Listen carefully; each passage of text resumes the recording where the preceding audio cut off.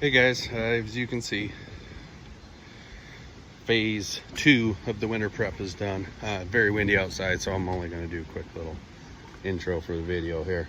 The only thing I have left to do once she drops below 40 degrees is trim back my lilies back down to the base and move my pumps. Right now they're on the bottom. I'm going to move my pumps till they're about a foot below the surface, and then move the aeration stones up till they're about a foot below the surface. That way, hopefully it doesn't circulate the cool or the warmer water at the bottom, and only continues to kind of circulate the cooler water. So stand by for the rest of the video. It's kind of a hodgepodge of different things. There's really no rhyme or reason to the video, just a bunch of stuff. So stand by. We got pretty high winds today, but just wanted to come out and show you. Got all the plastic around the ponds. Tore down my temporary one. Moved the fish inside in that 30-gallon tank that I use as an observation tower. I'll take a little picture of that here shortly. But yeah, winter is among us. I got thermometers set up in there and in the water, and outside I can monitor it all from in the house. Plastic all the way around, bricks along the bottom. So we'll see how it goes this winter. Hopefully it keeps the temperature somewhat bearable in there. For the most part, I got the filter box ready. There's the lid, the insulation. If the plastic around the whole area doesn't keep it warm enough in there, I will be putting that box around the biofilter. Someone had commented on the deicer, so I figure I'll do a quick little step-by-step on how I built it. Obviously it's already built, so I can't do a video of me building it, but I should be able to explain it fairly well. So the framework is 3-inch PVC, and then inside of each PVC tube I filled it with expanding foam just in case. So I would put this section together, fill it, put this piece on, fill it, put this piece on, fill it, so on and so forth. And this is a 17-gallon tote. As you'll see, there's a piece of wood there and also a piece of wood on the back.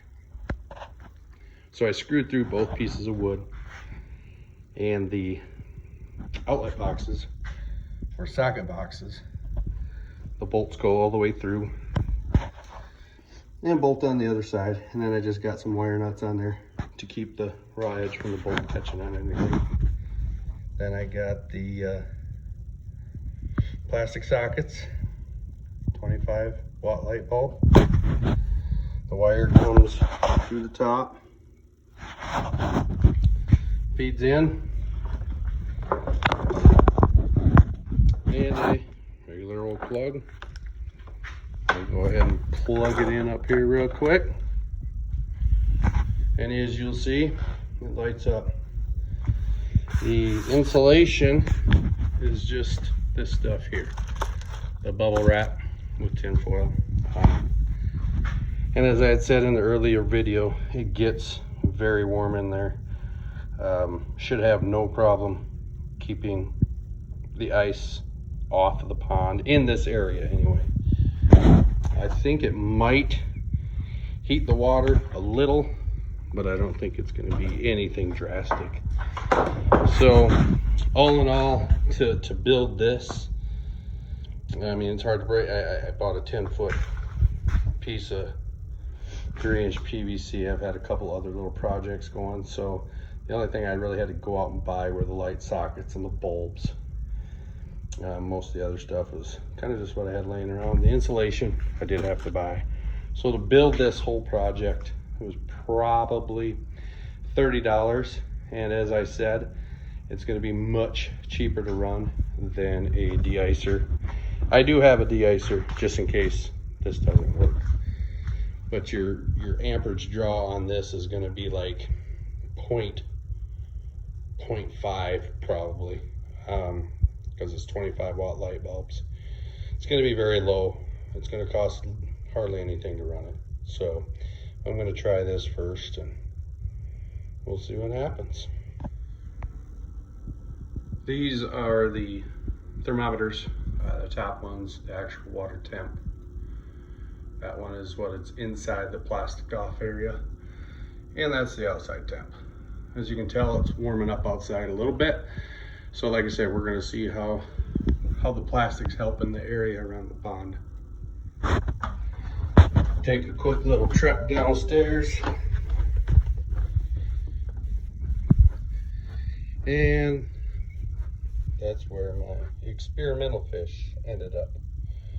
I used the 30-gallon octagon tank.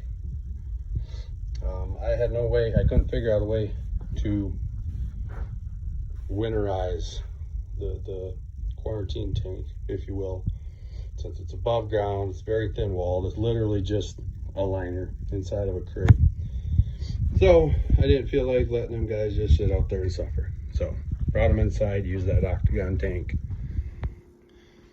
All right, guys, there you have it. Part 2 completed, in the books. So as always, thanks for watching. Keep on investing, keep on improving. And the thing I wanted to say on the investing part, it doesn't always mean, you know, buying things. Investing your time, investing research,